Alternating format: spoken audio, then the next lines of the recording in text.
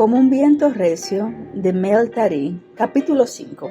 Los hijos de Dios.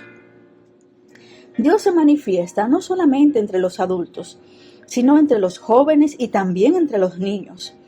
Cuando nuestros equipos evangelísticos comenzaron a salir a predicar desde Zoe, teníamos 8 grupos de niños. Había de 8 a 10 en cada grupo, y la edad de los niños oscilaba de 6 a 10 años. Los llamábamos nuestros equipos de niños. Estos niños asistían del 1º al 4º grado en la escuela. Todas las mañanas salían para la escuela a eso de las 7. La escuela duraba de las 7:15 a las 1:15, cuando los niños regresaban para almorzar. Desde las 4 a las 6 de la tarde, desde el lunes hasta el viernes. Estos niños, en vez de jugar como la mayoría, se reunían en oración. Se hincaban, juntaban las manos y oraban. No solamente por aquellos que los rodeaban, sino por todo el mundo. Y sentían tanta solicitud por las almas que hasta lloraban. Y luego el Señor les daba quizá una palabra de profecía o instrucción, o les revelaba algo especial. Los sábados, las clases duraban solamente hasta las 12. Un sábado, por la tarde, a eso de las 2, un equipo de niños se trasladaba a un pueblo cercano. A veces, caminaban de 8 a 25 kilómetros por la selva. Lo hacían todas las semanas y ningún adulto los acompañaba. Cierta vez les pregunté si tenían miedo. ¿Por qué debemos tener miedo, hermano Mel? Me contestaron. Siempre va un ángel delante de nosotros, y uno a nuestra derecha, y uno a nuestra izquierda, y otro detrás. Simplemente seguimos por los senderos y estamos seguros. Pero aquel día de que les hablaba, los niños vieron unos árboles de guayabas. Ahora bien, la guayaba es una clase especial de fruta que a los niños les gusta mucho. Cuando llegaron a los árboles, todos comenzaron a mirar la fruta y querían comerla.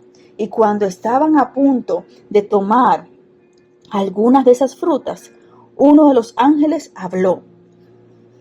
No tomen esta fruta, les dijo el ángel.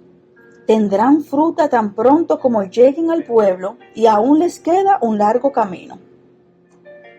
Pero al igual que todos los niños, estos eran a veces rebeldes y la vista de la fruta fue una tentación demasiado grande. Y desoyeron las palabras del ángel. Se quitaron la ropa y comenzaron a subir a los árboles. Fue una gran diversión, se reían y jugaban alrededor de los árboles y comían guayabas, olvidándose de que debían trasladarse a otro pueblo y hablar del Señor Jesucristo. Cuando finalmente se bajaron de los árboles, adivinen lo que ocurrió. Sus ropas habían desaparecido. Las buscaron, pero no las encontraban. De pronto algo los indujo a mirar hacia arriba. Y cuando lo hicieron, vieron sus ropas colgadas en la copa de un árbol grande. Un árbol alto, quizá de unos 25 metros de altura, cuyo tronco tendría 1 metro de diámetro. Al principio, los niños se rieron. Todo parecía tan divertido. Pensaron que quizá el viento se había llevado las ropas allí, pero cuando se dieron cuenta que no había manera de bajar la ropa, se pusieron a llorar. Tenían que aprender su lección, les dijo el Señor. Les avisé por intermedio del ángel que no debían comer esa fruta, que tendrían fruta tan pronto como llegaran al pueblo, pero no me obedecieron, de manera que deben pagar el precio de su desobediencia. Cuando los niños oyeron esto, se pusieron a llorar aún más fuerte. Luego Dios les dijo, pero si se arrepienten en realidad y confiesan su pecado, les ayudaré a bajar la ropa. De manera que aquellos niñitos se arrodillaron, se arrepintieron y confesaron su pecado. Ahora uno de ustedes suba al árbol, les dijo el Señor. Pero no podemos subir a ese árbol, le contestaron, es muy grande, el tronco es muy grueso y el árbol es muy alto. Haré que el pie se les pegue a la madera como una lagartija, les contestó el Señor. indicando que uno de los muchachos debía subir. Cuando el muchacho ponía la mano en el árbol, se le quedaba pegada hasta que le sacaba y la ponía en un lugar más alto. Los pies también se le adherían a la corteza del árbol. Cuando llegó a la cima del árbol, recogió con cuidado la ropa y la bajó. Fue un grupo de niños arrepentidos pero felices.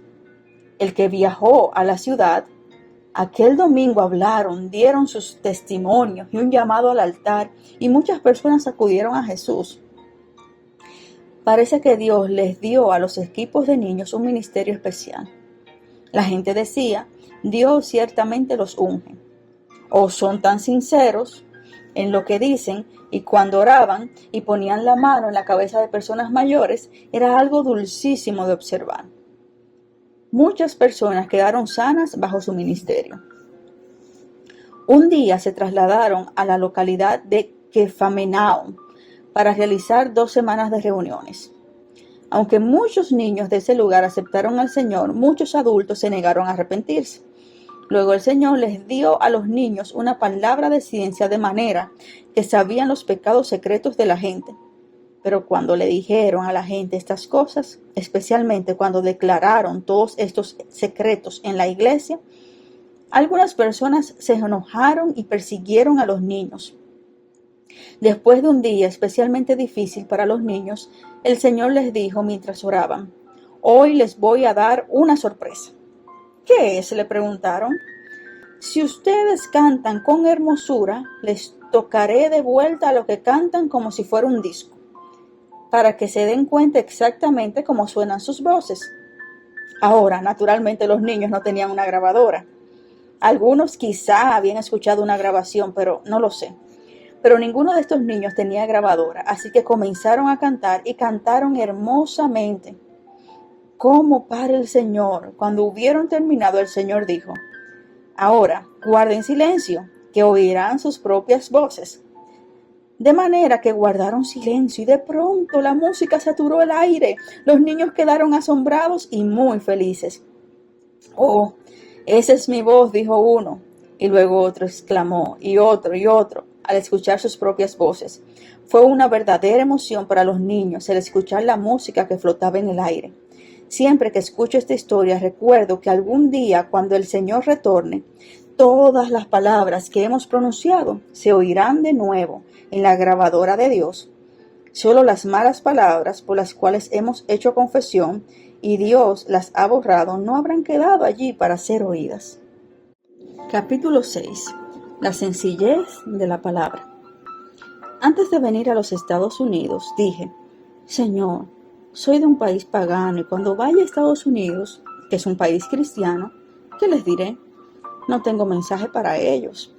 Aún necesitamos misioneros de los Estados Unidos para que visiten a nuestro país y prediquen el Evangelio». Pero cuando desembarqué del avión en Los Ángeles, comencé a comprender por qué Dios me había enviado a los Estados Unidos. Al principio quedé entusiasmado. El aeropuerto era tan grande y tan nuevo. Después de haber caminado, llegué a una inmensa sala en donde había muchas cosas para la venta. Por todas partes vi libros obscenos, bares que vendían bebidas alcohólicas y la gente fumando. ¿Qué pasa?, me pregunté. Dios, ayúdame. Tomé un taxi, triste y profundamente abatido, pero las cosas empeoraron. Por todas partes vi anuncios de bares que vendían bebidas alcohólicas y vi gente que maldecía el nombre de Dios. ¿Qué pasa?, le pregunté a mis amigos. ¿Son estos los Estados Unidos donde las monedas dicen «en Dios confiamos»? En ese momento me acordé que Dios me había hablado. Tienes un mensaje para el pueblo de los Estados Unidos, que necesita retornar a la sencillez de la palabra de Dios. No solamente debes retornar a la Biblia, sino a la sencillez de la palabra. Hay tantas personas en la actualidad que tratan de explicarse todo lo que hay en la palabra de Dios, hasta que han perdido todo el significado. Cuando la Biblia dice A, es A y no B. Cuando la Biblia dice B, es B y no B. Cuando la Biblia habla de sanidad corporal, es corporal y no espiritual. Y cuando habla de sanidad espiritual, es espiritual y no física. Con mucha frecuencia, cuando leemos un versículo en donde dice que el Señor Jesús sanó a una persona ciega, decimos, tenemos aquí un ejemplo que demuestra que todos somos espiritualmente ciegos y necesitamos sanidad espiritual. Eso no es lo que dice la Biblia. Si era ceguera física, era física y nada más. Y cuando la Biblia habla de ceguera espiritual, es espiritual y no física. Se juega demasiado con la Biblia. Hablamos de que Jesús sanó a la persona lisiada y afirmamos, oh, todos somos lisiados en tantas formas espirituales. Si acudes a Jesús, Él lo sanará espiritualmente. Pero hoy no sana a los físicamente lisiados. Es cierto que somos enfermos espirituales y sin embargo la Biblia habla aquí de algo físico. Debemos dejar de espiritualizar las Sagradas Escrituras y tomarlas tal cual son. Cuando vine por primera vez a los Estados Unidos, no hablaba muy bien el inglés. Quizá conociese bien unas 50 palabras nada más. Pero Dios me dijo que cuando me pusiese de pie para hablar me daría las palabras necesarias. Ahora bien, fue muy lindo que el Señor me dijera eso, pero la primera vez que me puse de pie para hablar y vi todos esos rostros ante mí y yo sabiendo tan poco inglés, me asusté. Me quedé allí parado delante de esa gente y abrí la boca como el Señor me dijo que hiciera y ¿saben una cosa? Las palabras comenzaron a brotar de mis labios. Palabras que quizá leyese cuando estudié inglés en la escuela, pero que ya no me acordaba. Y toda vez que he hablado o que he conversado con alguien, el Señor me ha suministrado las palabras para expresarme.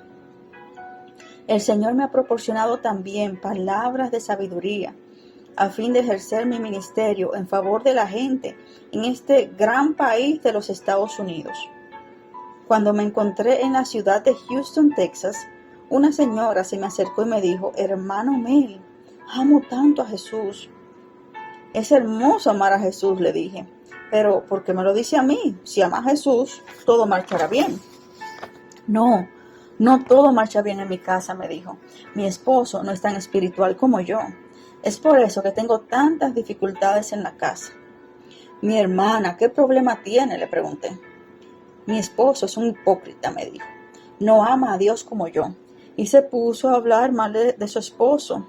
Me dijo, vine para que usted orara, que el Señor ayude a mi esposo a arrepentirse y ame en realidad a Jesús. Y le respondí, bien, oraré para ver lo que Dios nos dice. Oramos juntos y mientras orábamos, Dios me dijo que el problema residía en ella y no en su esposo. Y le respondí, hermana, el problema no es su esposo, sino usted. Un momento. Señor, yo amo a Jesús, me contestó. Sí, le dije, usted ama a Jesús, pero se cree tan espiritual que piensa que vive ahora en el cielo. Se olvida de que vive con su esposo y familia. ¿Qué me quiere decir?, me preguntó. Sea sincera conmigo, le repliqué. Le voy a hacer una pregunta. ¿Ama en realidad a Jesús? Jesús dijo, como me ama el Padre, así yo os amo, y como yo os amo, amaos los unos a los otros. El amor no es amor hasta que lo demostramos, lo sentimos y lo practicamos, los unos con los otros. La Biblia nos dice, ¿cómo podéis decir que amáis a Dios cuando no podéis amar a aquellos que veis y tocáis en esta vida? Y yo continué, ¿ama en realidad a Jesús y a su esposo? Me dirigió una mirada de pocos amigos. Sí, amo a Jesús, me dijo, pero ¿cómo puedo amar a mi marido? No es una persona espiritual. No, ni siquiera lo estimo.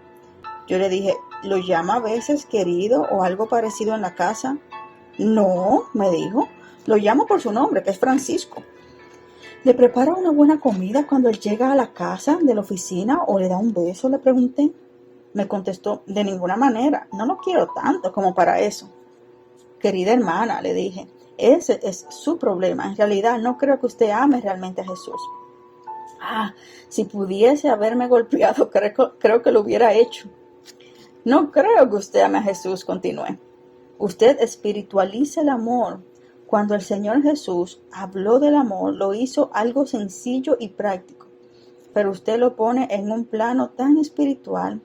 Habla de amar a alguien en el cielo y aquí no puede ni siquiera amar a su esposo en la tierra. Si Jesús hubiese dicho solamente, amo a mi Padre, no me hubiese hecho mucho bien. Pero Él nos ama como el Padre nos ama. Se entregó a sí mismo en la cruz para que usted y yo pudiésemos ser redimidos. Eso es amor. Jesús dijo, como yo os amo, amad a vuestro prójimo, amaos los unos a los otros. Usted no puede amar a Jesús si no ama a las personas que están a su alrededor. Cuando ama a su prójimo de todo corazón, ama ciertamente a Jesús. No me demostrará jamás que ama a Jesús hasta que ame a su esposo. Ella me contestó, hermano Mel, ¿qué debo hacer?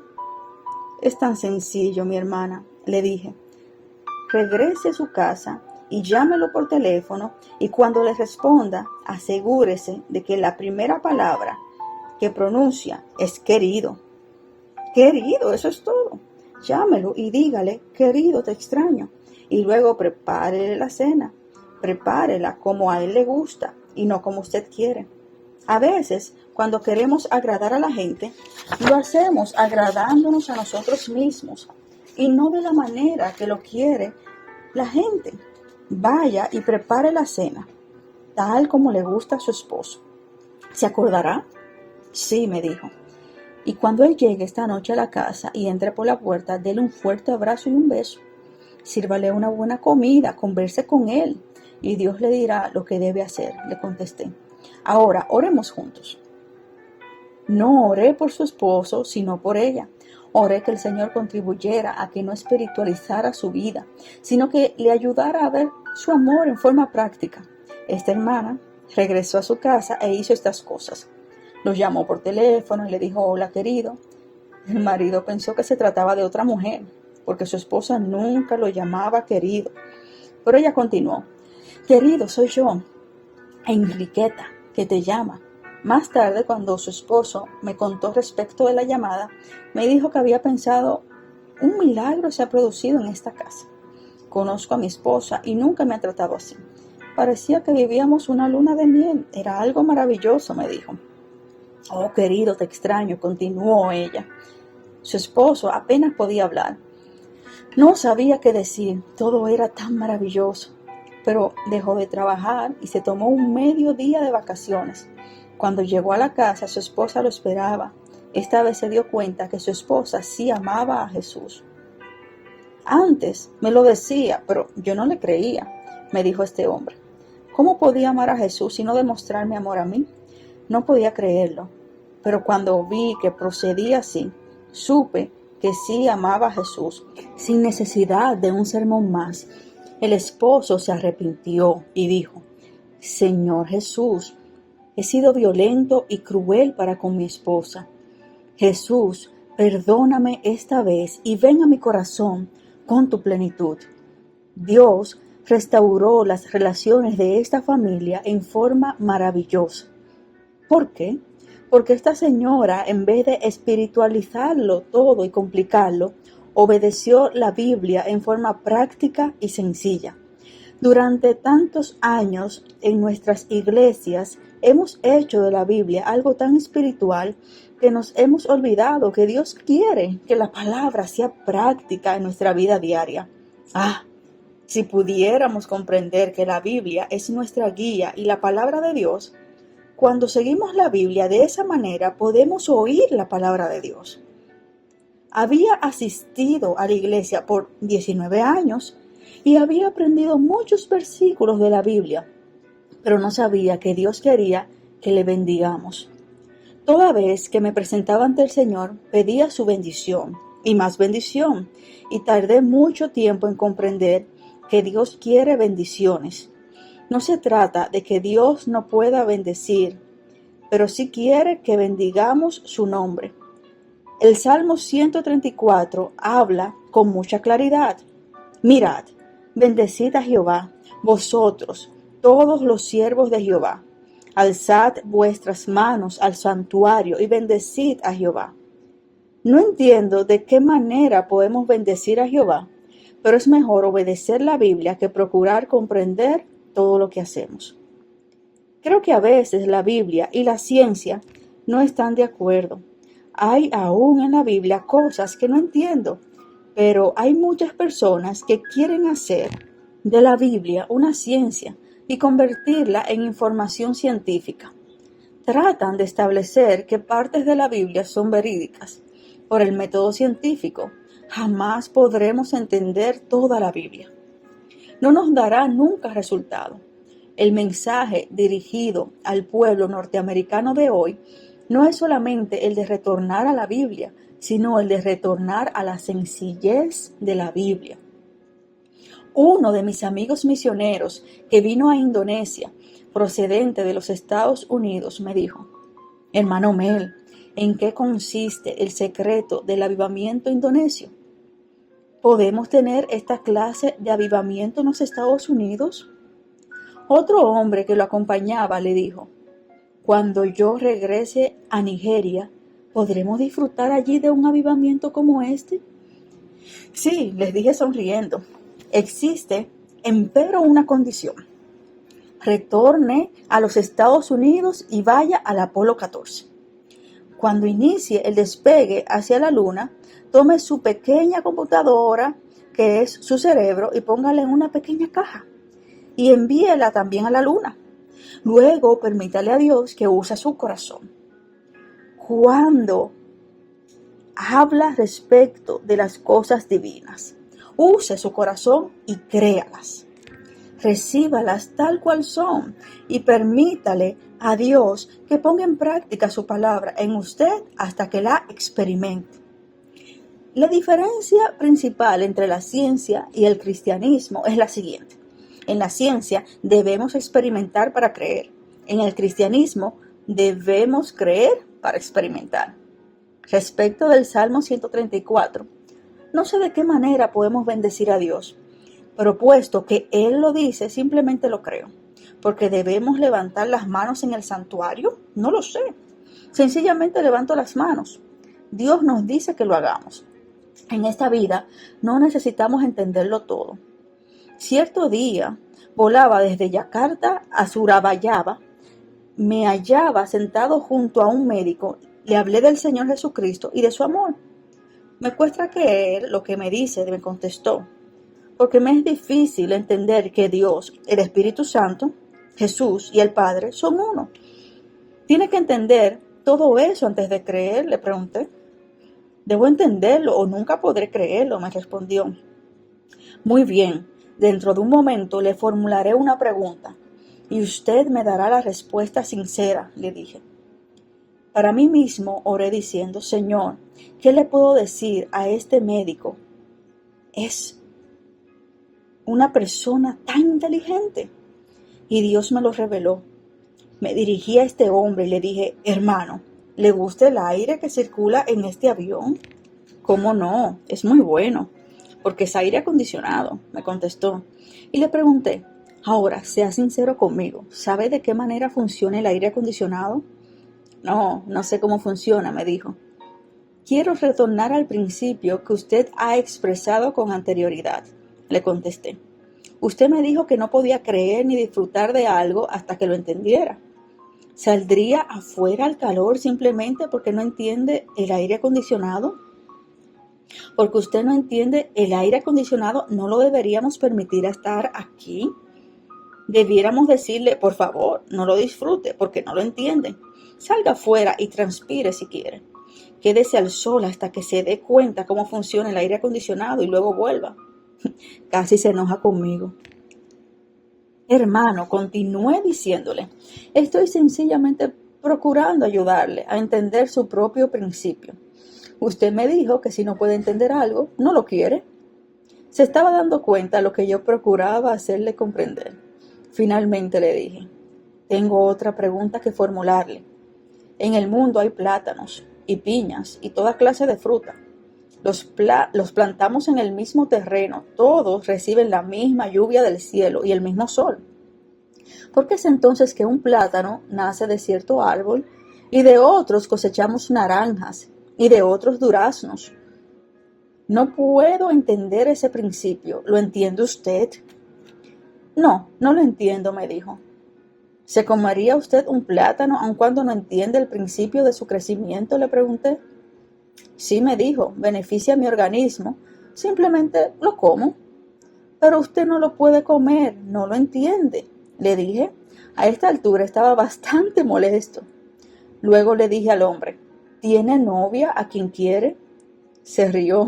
Sí, tengo novia. Así que le dije, bueno, si lograra que la camarera me trajese un tubo de ensayo, ¿cree usted que pudiese poner en ese tubo de ensayo algo que me demostrara lo que es el amor que siente por su novia? Si no lo puede hacer, si no lo puedo entender, tendrá que dejar de amarla. Les recordé que este era su principio. Si no puedo entenderlo, no puedo disfrutarlo ni creerlo. Usted dice ridiculeces, me contestó. No, eso es precisamente lo que usted está haciendo respecto de Dios, le expliqué. Procura entender a Dios antes de creer en Él. Antes de despedirnos, le di un Nuevo Testamento y le pedí que lo estudiara. Creo sinceramente que el Señor lo convencerá y lo llevará a los pies de Jesucristo para que disfrute de su poder. Confesamos que creemos la Biblia desde Génesis 1:1 hasta el final de Apocalipsis. Pero cuando nos encontramos con una parte de las Sagradas Escrituras que nos habla de algo que no hemos experimentado nunca, procuramos descartarlo con una explicación.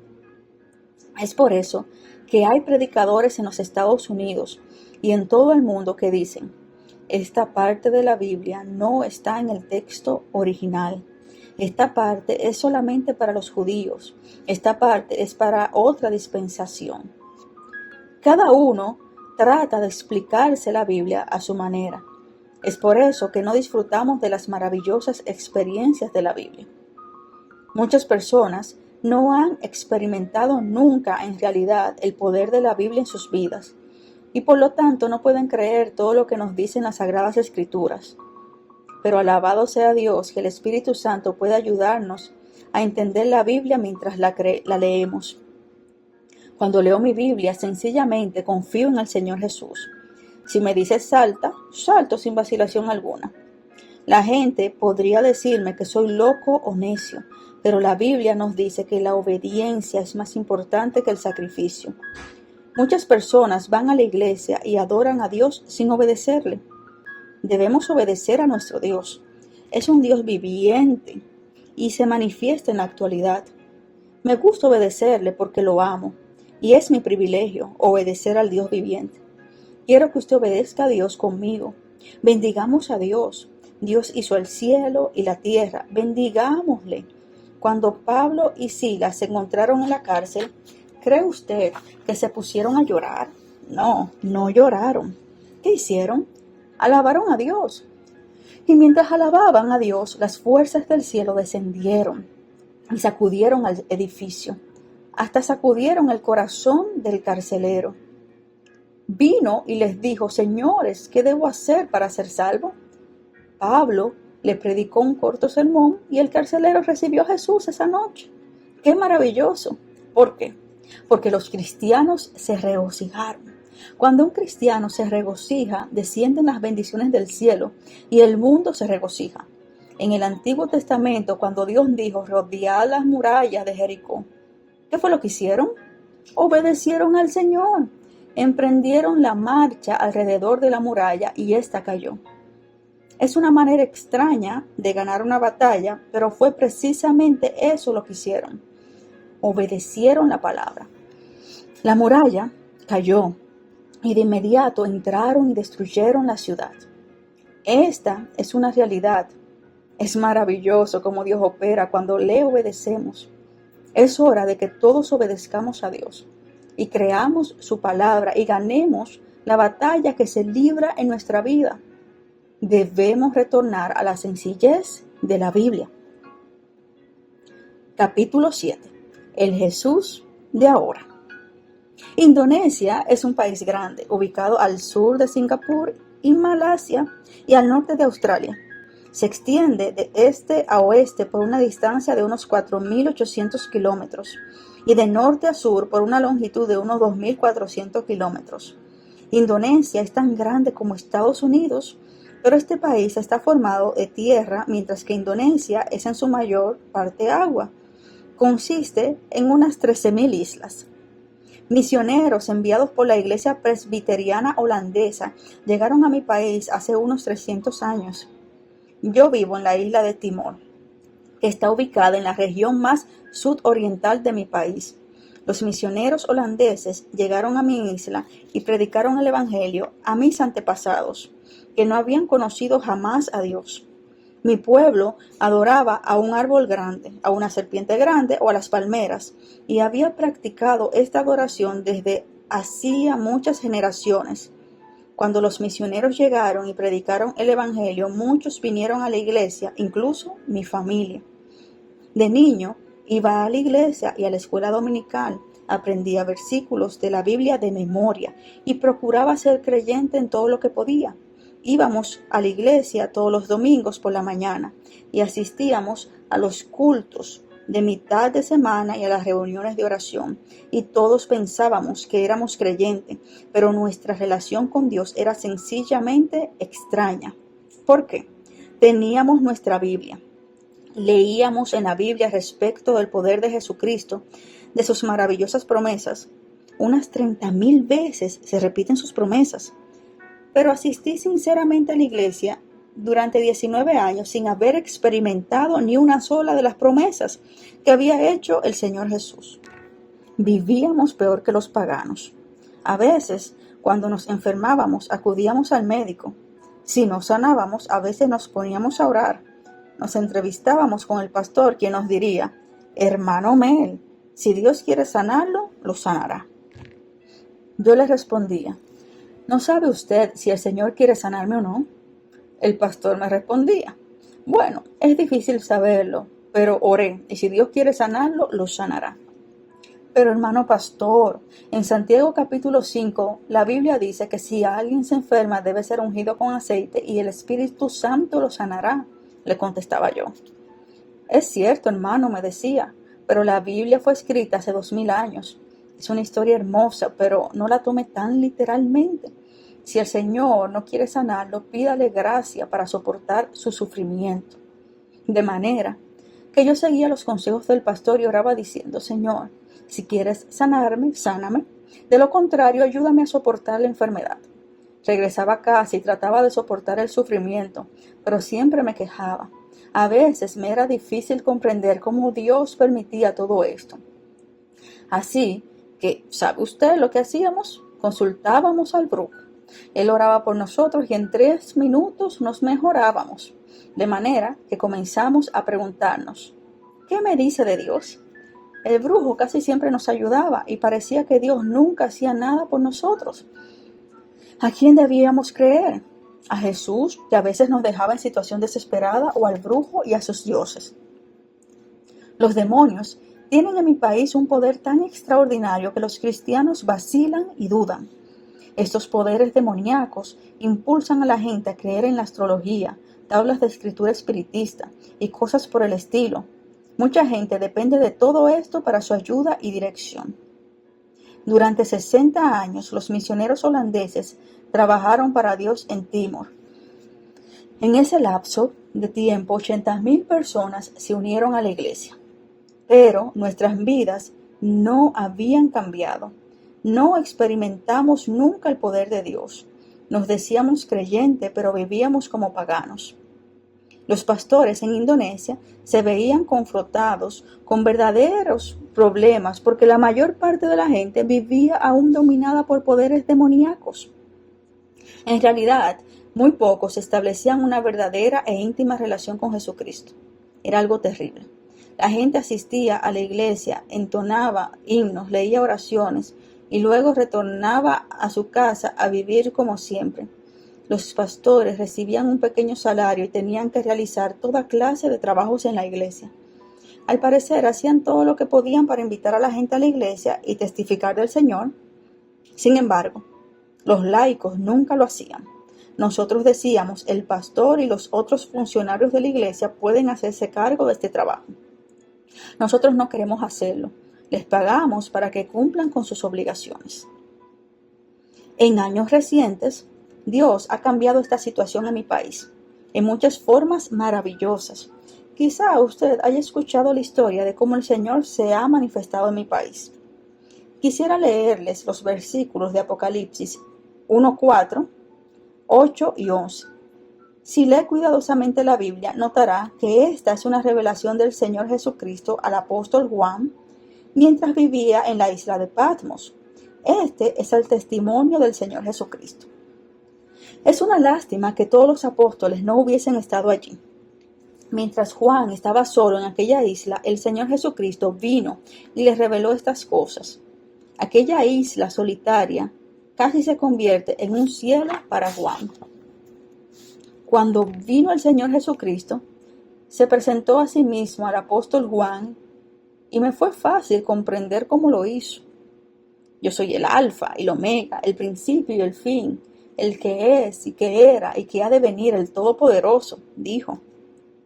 Estas palabras suenan maravillosas en español. El Señor quiso decir, yo soy el Señor, que está ahora aquí, que estaba aquí hace 2000 años y que vendrá de nuevo. Si el Señor se hubiese presentado a sí mismo en la forma que correspondía, hubiese dicho que era, que es y que vendrá de nuevo. Pero no lo dijo de esa manera. Comenzó diciendo que es, luego que era y en tercer lugar que vendrá. ¿Por qué? Yo también comencé a preguntarme el por qué y Dios me reveló la verdad. Dios quería que el apóstol Juan supiera que no es solamente el Señor que vivió hace años, hace 1000 años o hace un día, pero que es un Dios que vive con nosotros hoy. No es solamente el Dios que ha hecho algo ayer y el Dios que hará algo en el futuro. Lo que el Señor Jesús quería recalcarle a Juan era lo siguiente: estoy aquí hoy. Yo soy el Dios de la hora. ¿Cómo alabo a Dios por esta verdad? Muchos creyentes tienen al Señor Jesucristo, pero su Jesús es el de hace 2000 años. Un Jesús del ayer. Teníamos al Jesús que sanaba a la gente hace años, que echaba fuera demonios hace años, que realizaba milagros hace años y que ayudaba a la gente hace años. Es difícil creer en un Dios como ese. Pero Jesús dijo, yo vivo hoy, no hace 2000 años. Si necesito un Dios que viva hoy y no hace muchos años. Le necesito hoy. Muchos creyentes viven en lo que denominan la bendita esperanza. ¿Qué es eso? Quizá me pregunten, bueno, cantan un himno que dice cuando allá se pase lista y hablan de la bendita esperanza y la bendita aparición del Señor Jesucristo. Esperan el retorno y la aparición del Señor. Yo también lo espero. Pero ¿es solamente una esperanza? Quizás se produzca dentro de un año, dentro de un día o dentro de 1000 años. Pero no es algo de la hora. Yo le necesito hoy mismo. No vivo en el mañana. El ayer ha pasado para siempre. Solamente me queda el hoy. Es hoy cuando necesito su poder. Hoy necesito su amor. Hoy necesito su consuelo. Alabo a Jesús por la forma en que presentó a Juan. Yo soy el Alfa, el Omega, el principio y el fin, dice el Señor, el que es y que era y que ha de venir, el Todopoderoso. Es como si dijese, soy el Señor Jesús que está aquí ahora. Si tiene hoy un problema, soy el Dios de la hora. Si se siente deprimido, soy el Dios de la hora. Si está enfermo, soy el Dios de la hora. ¿No es acaso una tremenda verdad? ¿Qué realidad más bendita? Alabo al Señor porque es el Dios de la hora. Antes del avivamiento indonesio teníamos un Dios que era y que iba a venir. Abrigábamos recuerdos y esperanzas. Solíamos cantar y hablar respecto de lo que Jesús había hecho hace 2000 años y lo que haría algún día, pero nunca experimentamos a Jesús en nuestra vida presente. Es una triste verdad respecto de mi iglesia antes del derramamiento del Espíritu Santo. Y luego, un día, mi corazón exclamó, Señor, estamos viviendo en un pasado de hace 2000 años. Nuestro pastor respondía, sí, hizo milagros hace 2000 años, pero no los hará en la actualidad. Qué desesperados nos sentíamos. Teníamos hermosos recuerdos de nuestro Rey, pero Él no hacía nada en el presente. A veces, pero muy raramente, El pastor hablaba del día del retorno del Señor. Sí, es una bendita esperanza, pero no para el ahora. Cómo ansío tener un Dios para el hoy. Finalmente, mientras leía mi Biblia, comencé a comprender que Dios era un Dios viviente. Era el Dios que vive en la actualidad. Me podía ayudar hoy. Si me encontraba en la esclavitud del pecado, me podía poner en libertad. Cantamos un himno en Indonesia que dice: quitó las cadenas de mi corazón y me puso en libertad. Me hizo puro y feliz. Me sacó de la traicionera arena y me puso en tierra firme. De mi corazón quitó las cadenas y me puso en libertad. Me gusta muchísimo ese himno, porque es la historia de mi propia vida. Antes viví esclavo del pecado y bajo el poder de Satanás. Pero un día Jesús quitó la esclavitud y me libertó. Pensé que la vida cristiana terminaba en ese punto, y muchas personas apoyaban mis ideas. Pensaban: acepta al Señor Jesucristo, todo te irá bien y llegarás al cielo. Pero yo pensé: ¿hay algo más que aceptar a Jesús? Nos dice que cuando lo aceptamos debemos andar con Él. Jesús dijo: yo he venido para que mis ovejas tengan vida y para que la tengan en abundancia. Y contesté: querido Jesús, es maravilloso. Pero pensé para mis adentros: ¿Jesús hablaba en serio? ¿En realidad nos decía la verdad? En Efesios 1:3 leemos este versículo maravilloso. Bendito sea el Dios y Padre de nuestro Señor Jesucristo, que nos bendijo con toda bendición espiritual en los lugares celestiales en Cristo. Al leer mi Biblia, me parece que siempre habla de bendiciones y plenitud de gozo. En Filipenses 4:7 se nos dice: y la paz de Dios, que sobrepasa todo entendimiento, guardará vuestros corazones y vuestros pensamientos en Cristo Jesús. Nos da su paz. ¡Qué maravilloso! Una paz extraordinaria y sobreabundante. La Biblia nos dice también en Hechos 1:8 que el poder del Espíritu Santo descendería sobre nosotros y que seríamos testigos por todo el mundo. Y cuando leí este versículo dije: Señor, ¿qué pasa con nosotros? En nuestras iglesias no tenemos el poder de Dios. Si nos enfermamos, acudimos al brujo. El pastor ora, pero no pasa de ser una oración religiosa. Muchas veces en nuestra iglesia el pastor tomaba el camino más fácil y leía una oración impresa, o abría un himnario en una de las últimas páginas donde había ceremonias religiosas que leíamos. Y yo me preguntaba continuamente: oh Señor, ¿qué nos pasa? O bien algo me pasa a mí o al pastor, o tu palabra no es cierta. Somos sinceros, pero nunca ocurre nada. Un día, cuando comenzó el avivamiento indonesio, descubrimos que tanto al pastor como a mí nos pasaba algo. Nadie nos había dicho jamás que podíamos confiar en que Jesús sanaba en la actualidad. Sencillamente creíamos en la bendita esperanza y teníamos una buena memoria. Pero descubrimos que Jesús vive y está con nosotros y podía hacer algo por nosotros hoy mismo. Leímos que Jesús no cambia jamás, que es el mismo ayer y hoy y mañana. Alabado sea el nombre de Dios.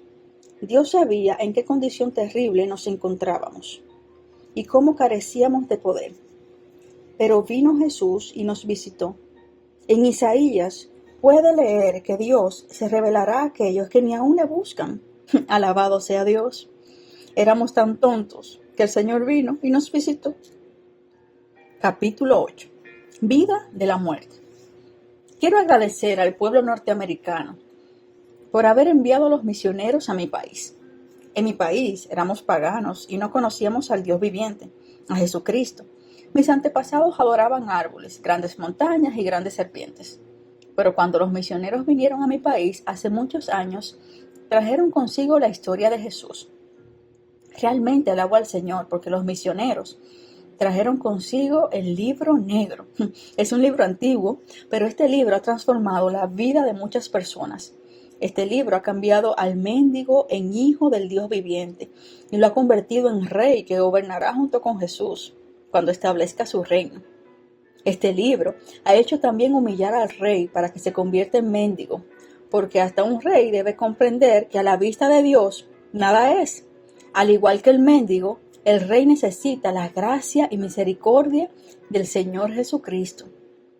Este libro, que ha convertido al mendigo en rey y al rey en mendigo, ha transformado también la vida de mi país. Este libro ha transformado la vida de mi madre, mi padre y la mía propia.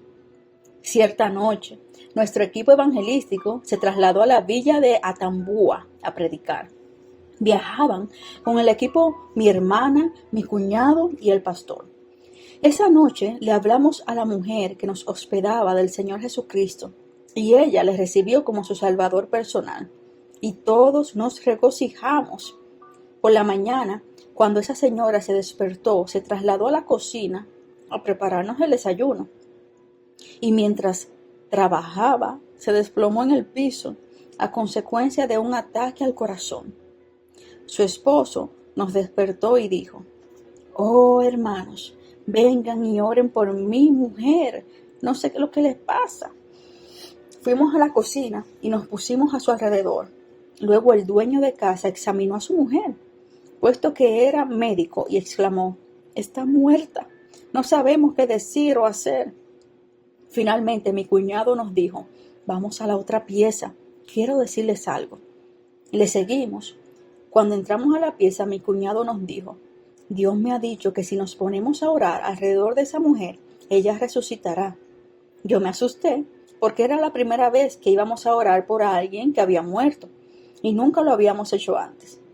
Yo sabía que en la Biblia hay narraciones de muertos que resucitaron y sabía respecto a Dorcas y Lázaro intelectualmente, pero me era difícil creerlo.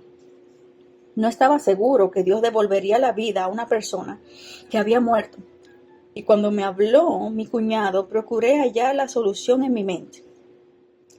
«Oh, querido, mejor que no lo hagamos», le dije, porque en ese momento los niños comenzaban a llorar y los vecinos venían y se había congregado mucha gente. Si vamos allí y oramos y no ocurre nada, nos hallaremos en situación difícil, pensé.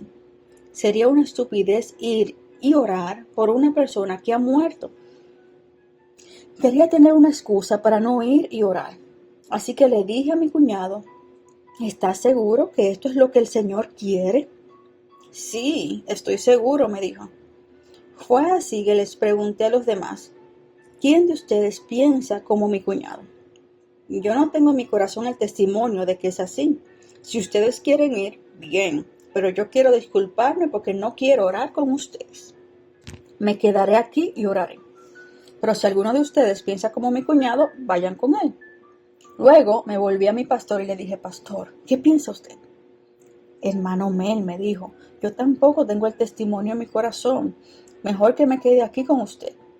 Me dirigí a los demás miembros del equipo evangelístico y les pregunté: «¿Y ustedes qué piensan?» «Mejor que nos quedemos aquí con usted, para que Dios nos dirija», me dijeron. Como resultado, nuestra petición fue contestada. En realidad no esperaba las directivas de Dios, simplemente no podía creer que Dios podía hacer aquello. Es fácil conocer la palabra de Dios, pero a veces es muy difícil confiar en Dios implícitamente en una situación. Muchas veces descubro que es mi propia computadora, mi cerebro, que se interpone entre mí y Dios. En realidad, aquella vez fue un obstáculo en nuestro camino. Mi cuñado no podía obedecer a Dios porque nadie quería unirse a él. Finalmente dijo: «Bueno, quizás sea mejor que oremos en esta habitación». Y lo hicimos. Oramos en aquella habitación durante varias horas, pero la mujer no resucitó. «Bueno, Señor, ¿qué fue lo que anduvo mal?», le pregunté. «Yo quería que ustedes oraran junto a ella», me dijo el Señor, «pero ustedes no me obedecieron y nada ocurrió». De manera que hicimos el funeral y sepultamos a aquella mujer. Dejamos a aquel pueblo sin ver la obra del Señor. Aquella vez, sin embargo, el Señor me indicó que la mujer debiera de haber resucitado para que su nombre fuese glorificado. Pero a raíz de nuestra incredulidad, obstaculizamos las operaciones del Señor Jesucristo. Ay, me sentí muy mal. Y cada vez que voy a ese lugar y veo el cementerio es como una lápida para mi incredulidad. Dios nos había hablado con tanta claridad, pero a raíz de nuestro razonamiento no confiamos en Él. Esta historia me recuerda del hombre que acudió a Jesús. Le dijo a Jesús que su hijo había muerto. Y el Señor le respondió: ve por tu camino, tu hijo vive. El hombre creyó a Jesús y regresó a su casa. Si pudiéramos creer así a Jesús en la actualidad y confiar en su palabra, trastornaríamos el mundo. Oramos a Dios y le pedimos perdón y dijimos: Señor, si nos das otra oportunidad, queremos ciertamente creer tu palabra. Poco tiempo después nos hallábamos en otro pueblo llamado Anfoang, en donde había muerto un hombre. Este hombre no acababa de morir, sino que hacía 2 días que estaba muerto. La familia nos invitó al funeral porque muchas personas pensaban acudir, en realidad centenares, y nos dijeron: quizá ustedes tengan una palabra de consuelo para la familia. Fue así que fuimos. Cuando llegamos al lugar se había congregado más de 1000 personas. El hombre había muerto casi 2 días atrás y hedía. En nuestro clima tropical, la carne comienza a descomponerse 6 horas después de la muerte. Pero después de 2 días, le confieso que no se podía aguantar el mal olor a 30 metros de distancia. En los Estados Unidos, quizá, no puedan entenderlo, porque en los funerales todo parece muy lindo. Pero es porque ustedes tienen $2,000. En Indonesia no tenemos la forma de preparar el cadáver para que se vea bien. La gente tiene un aspecto terrible después de 2 días de muerte. Mientras estábamos sentados allí entre los deudos, de repente el Señor dijo: pónganse de pie alrededor del muerto, canten himnos y yo los resucitaré. Cuando mi cuñado me lo dijo, le respondí: ¡ay, qué cosa! La primera vez aquella señora había muerto hace unos cuantos minutos. Era distinto. Ahora sí que nos encontrábamos en dificultades. Este hombre hacía 2 días que estaba muerto. Esto era imposible. Les dije a los demás: ¿qué piensan del asunto? Mi computadora, mi cerebro, estaba funcionando de nuevo. Las computadoras de ellos también funcionaban. Y comenzamos a preguntarnos: ¿lo haremos o no? De repente recordamos la tristeza que nos había invadido cuando fracasamos la primera vez al no confiar implícitamente en la palabra de Dios. Fue así que oramos: Señor, danos un corazón sencillo para creer tu palabra. Recordé el pasaje que nos dice que Jesús vino a la ciudad de Jericó. Zaqueo esperaba a Jesús, pero en un lugar equivocado. Lo esperaba subido a un árbol. Jesús dijo: Zaqueo, desciende. El Señor Jesucristo lo visitó en su casa y Zaqueo estaba muy contento. Quizá tuviese que bajarse 1 o 2 metros del árbol para encontrarse con Jesús. Pero yo creo que en este siglo moderno no tenemos que bajarnos 1 o 2 metros, porque no nos hayamos subido a un árbol. Necesitamos descender tan solo unos 30 centímetros de nuestra mente a nuestro corazón. Tenemos todas las palabras de Dios en la mente y razonamos allí y hemos perdido el poder de Dios. Si colocamos la palabra de Dios 30 centímetros más abajo de la cabeza, en nuestro corazón, veremos que el poder de Dios se manifestará en forma poderosa entre nosotros en la actualidad. Luego le dije a Dios: oh Señor, danos un corazón sencillo y manifiéstate en nuestro medio. De manera que resolvimos por unanimidad que obedeceríamos al Señor porque le habíamos fracasado antes. Y así lo hicimos. Fuimos y nos colocamos alrededor de la persona fallecida. Comenzamos a cantar. El diablo me dijo en ese momento: es terrible que canten junto a una persona que hiede tanto. A 30 metros de distancia, es decir, malo. Y cuando ustedes abren la boca, todo ese olor terrible se les mete en el cuerpo. Es una locura lo que hacen. Es cierto, pero debo obedecer a Dios, pensé. Así que comenzamos a cantar. Pero después del primer himno, nada había ocurrido. De manera que comenzamos a preguntarnos: Señor, si vamos a resucitar a este muerto, hazlo rápido, porque no podemos aguantar quedarnos alrededor de este hombre que despide tan mal olor. No podemos cantar más en medio de esta hediondez. Y cantamos el segundo himno, y sin que ocurriera nada. Al cantar el quinto himno, nada ocurrió. Pero al comenzar el sexto, el hombre comenzó a mover los dedos de los pies y el equipo evangelístico comenzó a asustarse. Circula una historia en Indonesia que a veces cuando la gente muere, luego se despierta, abraza a una persona que está junto al féretro y luego se muere de nuevo. No obstante, seguimos cantando. Cuando cantamos el séptimo y octavo himno, aquel hermano se despertó, miró a su alrededor y sonrió, y no abrazó a ninguno. Abrió la boca y dijo simplemente: Jesús me ha hecho retornar a la vida. Hermanas y hermanos, quiero decirles algo. Primero, la vida no termina cuando uno muere. He estado muerto durante 2 días y lo he experimentado. La segunda cosa que dijo fue: el infierno y el cielo son lugares reales. Lo he experimentado. La tercera cosa que quiero decirles es que si no aceptan a Jesús en esa vida, nunca irán al cielo, quedarán condenados al infierno con seguridad. Después que hubiese dicho estas cosas, abrimos nuestra Biblia y confirmamos su testimonio con la palabra de Dios. No solamente halló a Jesús como su Salvador, sino que en aquella zona más de 21,000 personas aceptaron a Jesús como su Salvador a raíz del ministerio de este hombre. Antes del avivamiento usábamos bebidas embriagantes para la Santa Cena. Las rebajábamos con un poquito de agua y azúcar para que no fuesen demasiado fuertes. Durante muchísimos años seguimos esta costumbre. Pero cuando la gente se arrepintió, le dijeron al pastor: si usted sigue usando bebidas embriagantes, no queremos venir al culto de la Santa Cena. De manera que el pastor y la gente decidieron usar té con un poquito de azúcar y durante muchísimo tiempo empleamos este té endulzado para la Santa Cena.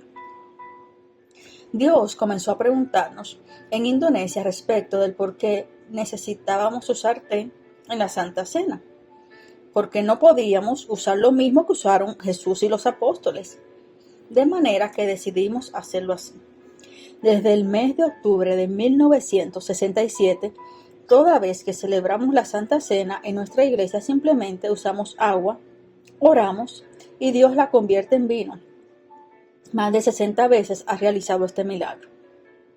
Mi Biblia es verídica cuando dice: mi Dios suplirá todas vuestras necesidades según sus riquezas en gloria. En Timor no teníamos uva para hacer vino, y sin embargo el Señor satisfizo nuestra necesidad. ¿Cómo alabo a Dios por esto?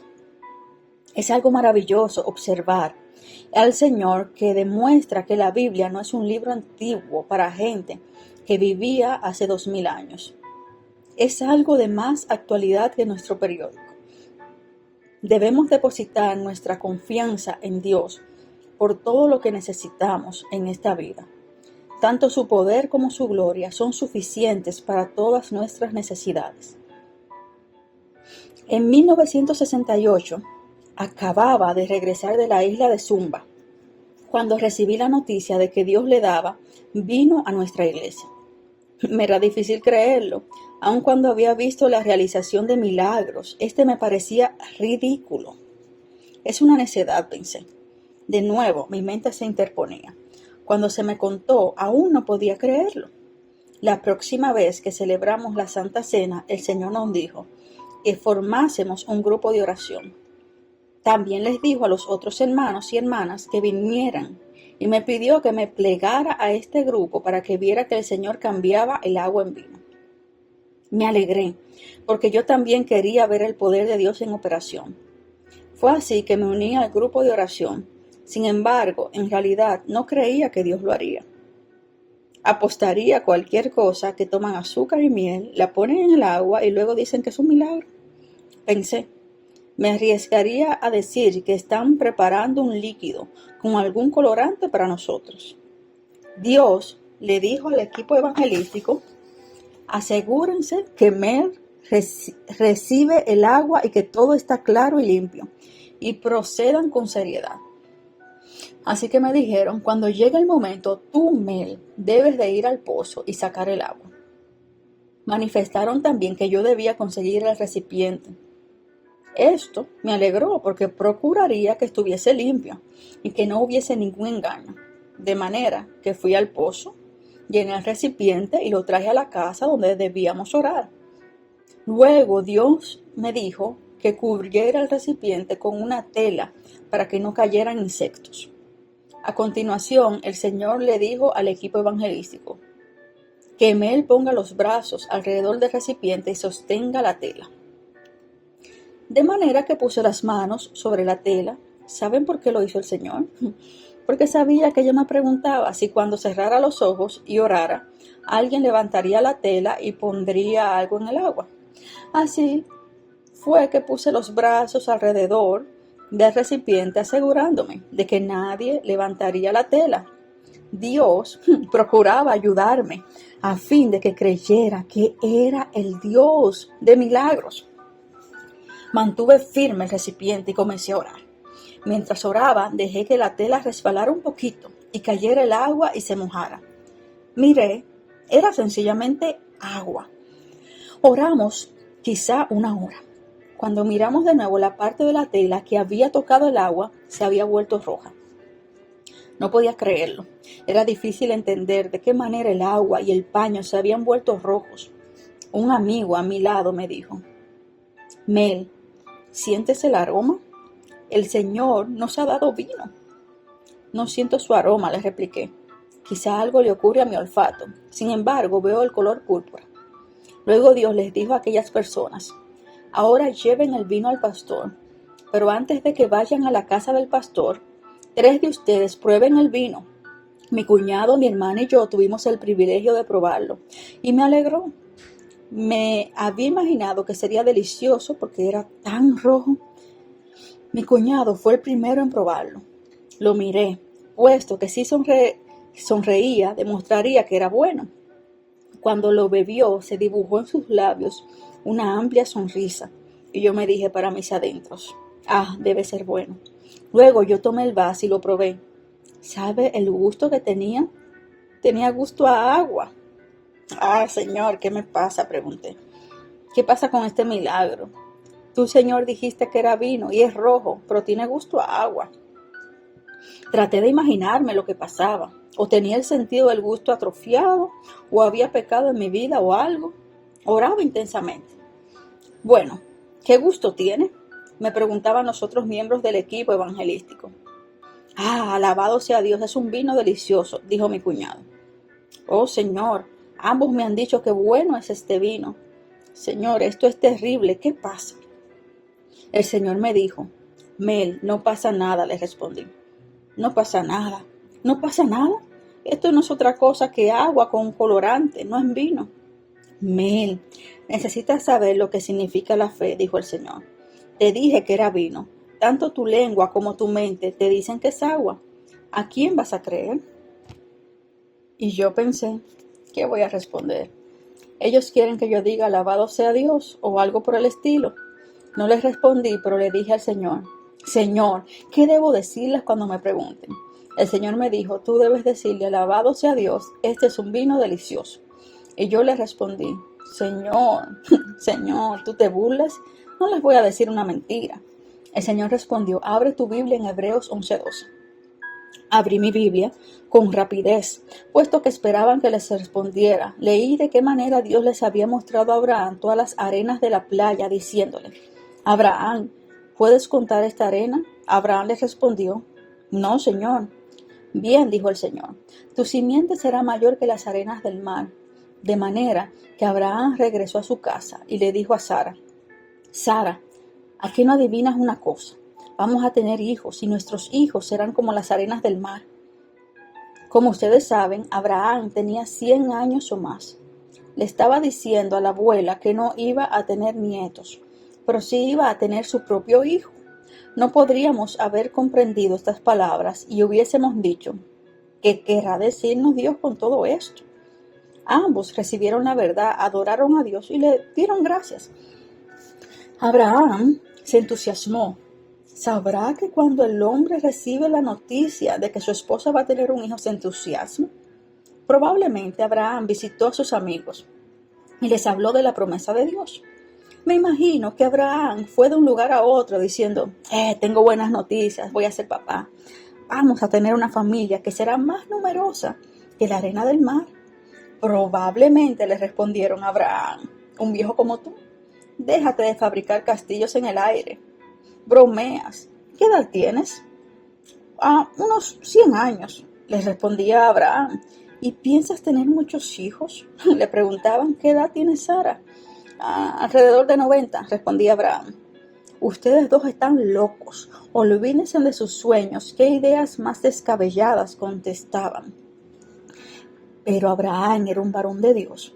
Aun cuando todo el mundo le dijera que lo que Dios le había dicho era descabellado e imposible, él sabía que sí era posible porque Dios se lo decía.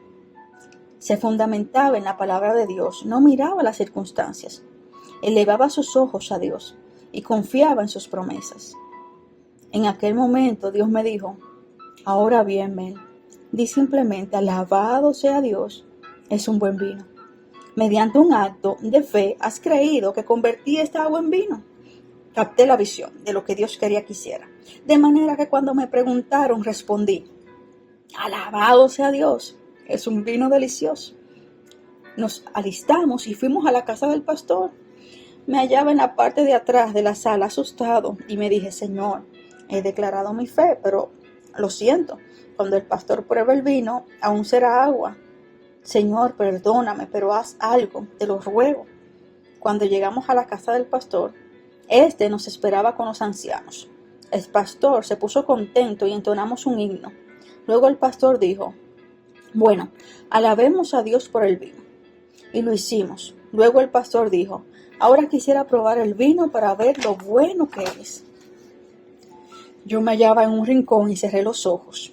Mi corazón me latía con violencia y exclamé: Señor, es agua, te lo digo. Señor, haz ahora el milagro. Señor, haz algo. El pastor destapó el recipiente. Tomó una taza. Observé el rostro del pastor y me dije: Señor, te dije que creía, pero no sé lo que va a ocurrir ahora. El pastor tomó la taza y la llenó de vino. Lo observé cuidadosamente. Apenas podía respirar porque sabía que era agua. Oh Señor, ¿qué va a ocurrir cuando lo pruebe? Me pregunté. El pastor tragó el vino. Por la expresión de su rostro no podía saber lo que pensaba. Después de tragarlo dijo: alabado sea Dios, es delicioso. Apenas podía dar crédito a mis oídos. Les dijo a los ancianos: ahora vengan todos y pruébenlo. Todos lo probaron y dijeron lo bueno que era. Mejor es que lo pruebe de nuevo, pensé. Fue así que lo probé. Tenía gusto a vino. Yo quedé conluso. Cuando regresé a casa, le dije a mi cuñado: ahora dime la verdad. Sí, ¿qué es? ¿Cómo te gustó el vino? Delicioso, alabado sea Dios. No, me refiero a cuando estabas en la casa del pastor, sino cuando estabas en tu casa, le dije. Ahora sé sincero conmigo. Me respondió: ¿tenía gusto a agua? ¿Qué? Tenía gusto a agua, le dije. ¿Por qué estabas fingiendo? Me respondió. Yo creí la palabra de Dios, más que a mi propia lengua. Querido hermano, tú sabes en realidad de qué manera ser un verdadero creyente, le dije. Si me hubieses dicho que era agua, en realidad hubieses arruinado mi fe. De manera que le hice la misma pregunta a mi hermana y me dijo que había tenido gusto a agua y le respondí: ¿por qué dijiste alabado sea Dios? Y me respondió: dependí de la palabra de Dios antes que confesar mi duda. Y respondí: Jesús, gracias a ti por este mensaje de que la palabra de Dios es verídica, no importa cuáles sean las circunstancias. Capítulo 9. Poder demoníaco. Ahora que he visitado a los Estados Unidos, comprendo que el mayor problema que aflige a este país consiste en que la Iglesia no reconoce la realidad del poder demoníaco. Satanás ha enceguecido los ojos de ustedes a fin de que no vean este problema. Muchas veces existe un problema en el corazón de otras personas y no sabemos precisamente cómo resolverlo. Como resultado de ello, el creyente no posee el poder de Dios. Leemos en Isaías 61, 1 y 3 lo siguiente: El Espíritu de Jehová, el Señor, está sobre mí, porque me ungió Jehová. Me ha enviado a predicar buenas nuevas a los abatidos, a vendar a los quebrantados de corazón, a publicar libertad a los cautivos y a los presos apertura de la cárcel, a ordenar que a los afligidos de Sión se les dé gloria en lugar de ceniza, óleo de gozo en lugar de luto, manto de alegría en lugar del espíritu angustiado. Y serán llamados árboles de justicia, plantío de Jehová para gloria suya. Creo que en estos versículos observamos los muchos propósitos de Dios al enviar a Jesucristo al mundo. Cuando leemos sobre el predicar a los humildes, creo que esto significa las buenas nuevas de la salvación, de la manera que los ángeles le dijeron a los pastores: os doy nuevas de gran gozo, ha nacido un Salvador. La salvación y el perdón de los pecados es solamente la primera parte del ministerio de Cristo. La mayoría de nosotros, creyentes, se detiene en este punto, pero el ministerio del Señor Jesús va más allá de esta frase. Muchas iglesias predican y predican de la sanidad, y es bueno, me gusta la sanidad. En Indonesia hemos visto más de 30,000 personas sanadas. Sin embargo, debemos saber y comprender que la sanidad es solo externa. Qué terrible sería sanar el cuerpo y dejar que el alma fuera al infierno. Sería mejor que el hombre quedara enfermo si durante su enfermedad Dios pudiera hablarle para que acudiera a él. Dios pagó el precio por nuestra sanidad y debemos confiar en Él para recibirla. Sin embargo, el ministerio de Cristo va más allá de la sanidad. Hay muchas personas que en la iglesia que confían en Dios para la salvación y la sanidad solamente. No apruebo que haya creyentes como estos. Es como comprar un billete para un partido de fútbol. Solo quiere ser espectador, pero no jugar. Es egoísta. El creyente debe vivir animado de un propósito mayor que este. Queridos hermanos, Dios no creó al hombre solamente para esta vida superficial. Si esto fuera todo, probablemente seríamos una molestia en el cielo. El propósito que anima a Dios no es solamente el de salvarnos. Dios quiere que disfrutemos de una vida más profunda con Él. Dios quiere que vivamos animados de un propósito y que rindamos beneficios para su reino. Por esa razón, Jesús tiene que ayudarnos a fin de que ejerzamos un ministerio más profundo para satisfacer las necesidades de la gente. Este versículo en Isaías dice: me ha enviado a vendar a los quebrantados de corazón. Cuanto más viajo por los Estados Unidos, tanto más me doy cuenta de que muchas personas en las iglesias sufren un quebrantamiento o herida a raíz de experiencias del pasado. En el corazón de la mayor parte de los norteamericanos se anida una amargura, una herida o algo. Como resultado de ello se sienten mal interiormente y carecen de poder o de gozo. En mi labor de consejero he descubierto que esto se debe a algo de su pasado, algo que les ocurrió en su niñez o en su juventud. Aún después de haberse convertido al cristianismo y haber sido perdonados, con frecuencia la amargura o el odio se anida aún en sus corazones. Muchos ni siquiera piensan en someterle estas cosas al Señor para recibir sanidad. Muchos tratan de olvidarse de sus dolores procurando ser espirituales. Se afanan y luchan para recibir más de Dios y satisfacerse a sí mismos. Lo que en realidad necesitan es abrir de par en par el corazón a Dios a fin de que Él pueda satisfacer sus necesidades más profundas. Uno de los ejemplos más extraordinarios que recuerdo se relaciona con una señora que conocí en Ohio. Esta señora sufría de asma desde hace más de 20 años. Oramos juntos durante una de las reuniones, pero parecía que nada ocurriría.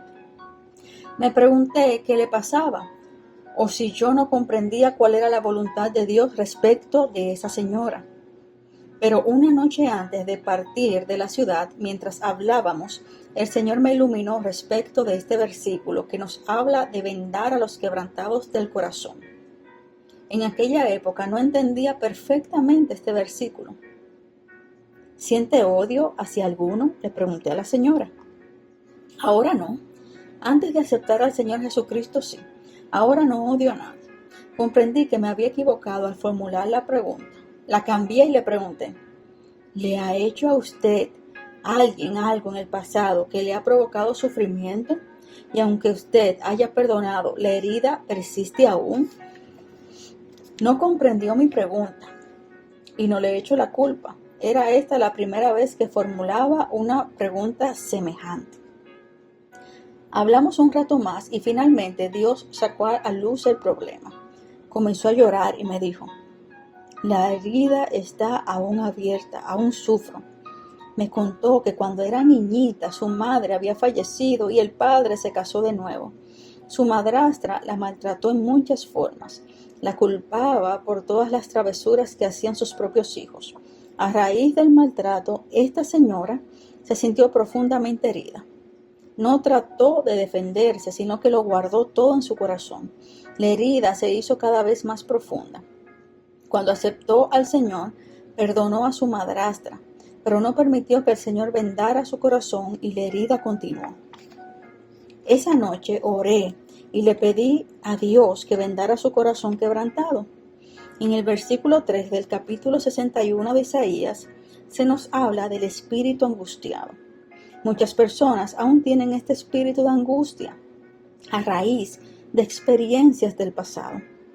Aún personas que han experimentado el bautismo en el Espíritu Santo, los aflige este espíritu de angustia si no han presentado su corazón para la sanidad. Después de haber orado, la señora me dijo: alabado sea Dios, me siento libertada, me siento libre en lo interior. No puedo explicárselo, pero disfruto de una paz y un gozo tan grande. A la mañana siguiente, cuando se despertó, se sintió curada del asma. El asma era un síntoma exterior de un problema interior. Diría que el 95% de la enfermedad en los Estados Unidos es espiritual y solamente el 5% se debe a problemas realmente físicos. Los colapsos nerviosos son provocados en su mayor parte por problemas espirituales, debidos a la tensión, a las dudas, a las preocupaciones y al temor. Por todos los Estados Unidos veo personas atrapadas en este estilo de vida. Es terrible. La gente en los Estados Unidos necesita algo más que la salvación.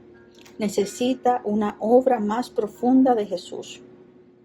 Hay muchos en los Estados Unidos que con seguridad irán al cielo, pero el ejército cristiano es muy débil. Muchos luchan solos sin la ayuda de Jesús. Cuando lo hacemos, sin dudas, caemos en dificultades. En los Estados Unidos, cantan firmes y adelante héroes de la fe, pero luego se sientan en los bancos y dejan que los pastores realicen todo el trabajo. Qué triste. Lo siguiente, mis amigos, es la necesidad más profunda que tienen los Estados Unidos, la de alcanzar este lugar de paz y gozo. Esta porción del profeta Isaías nos habla también de proclamar libertad a los cautivos y a los presos, apertura de la cárcel. Todo esto, estoy cierto, es una verdadera raíz del problema en los Estados Unidos. Existe hoy una influencia demoníaca, quizás 100,000 veces mayor que hace 50 años. Los demonios se presentan hoy en los Estados Unidos en la forma de adivinadoras, quiromancia, adivinación por la baraja, por hojas de té, levantamiento de mesas, espiritismo, tablas de escrituras espiritistas, adoración de demonios y muchas otras cosas. Es terrible. El horóscopo es casi una diversión norteamericana. Aparece en los diarios, en las revistas, en la televisión y casi por todas partes que usted mira. Apenas si pueden ocultarse de esta influencia demoníaca. En casi todas las partes que uno va, se encuentra con el diablo. Nosotros, los creyentes, debemos estar conscientes de estos terribles peligros. No diga jamás: oh, estas cosas no son demoníacas. Son tan solo una novedad pasajera, se deben a un cambio cultural. Si decimos esto, perdemos terreno en la lucha contra el diablo. Naturalmente, podemos afirmar que los demonios no son una realidad. Al diablo le gusta que pensemos así. Demuestra que estamos dormidos y así él puede realizar eficazmente su labor. Leemos en Deuteronomio 18, del 10 al 13, lo siguiente. No se ha hallado en ti quien haga pasar a su hijo o a su hija por el fuego, ni quien practique adivinación, ni agorero, ni sortilego, ni hechicero, ni encantador, ni adivino, ni mago, ni quien consulte a los muertos, porque es abominación para con Jehová. Cualquiera que hace estas cosas, o por estas abominaciones, Jehová tu Dios echa estas naciones de delante de ti. Perfecto será delante de Jehová tu Dios. Hay dos clases de poder mágico, la magia negra y la magia blanca. La magia negra es un poder que se usa para dar muerte a alguien. No creo que en los Estados Unidos haya mucho de esto. Sin embargo, cuando leo los diarios, creo que esto también vendrá a los Estados Unidos. La magia blanca es lo que está afectando a los Estados Unidos en la actualidad. Por magia blanca quiero referirme al poder demoníaco que usa el hombre para algo bueno, como el sanar a la gente o el adivinar la suerte. La mayoría de los norteamericanos están tan enceguecidos por el poder demoníaco que piensan que están oyendo la palabra de Dios, cuando en realidad es Satanás. No podemos culpar a la mayoría de la gente porque si las ovejas no tienen pastos verdes, comerán hojas secas. Los pastores en los Estados Unidos deben asegurarse de que alimentan a sus ovejas con pastos verdes, porque es que la gente va a los adivinadores y consulta el horóscopo. Se debe al hecho de que la iglesia ha perdido el don de la profecía, de manera que los miembros de la iglesia tratan de descubrir el futuro consultando a los demonios. Todo este poder demoníaco es una falsificación de los dones espirituales. La única manera de salvarnos de esto es experimentar el poder de Dios en nuestra vida. Es la única forma. La gente en la actualidad está cansada de oír palabras y predicación. La mayoría de la gente quisiera que el predicador hablara solamente 5 minutos. La gente en la actualidad quiere algo a que aferrarse. El mundo se desploma y necesita la verdad. Necesita un lugar de refugio y ese refugio es Jesús y su poder. Dos cosas ocurren cuando la gente consulta el horóscopo. En primer lugar, ha cometido pecado, porque Dios dijo, no lo hagas. En segundo lugar, el demonio los ata. Por esta atadura, por esta esclavitud, no necesitan perdón, sino liberación. Estas dos cosas son totalmente distintas. Con frecuencia, hoy oramos respecto del pecado, pero rara vez oramos por liberación. Debemos poner en práctica lo que nos dice Mateo 18:18. De cierto os digo que todo lo que atéis en la tierra será atado en el cielo, y todo lo que desatéis en la tierra será desatado en el cielo. Debemos orar.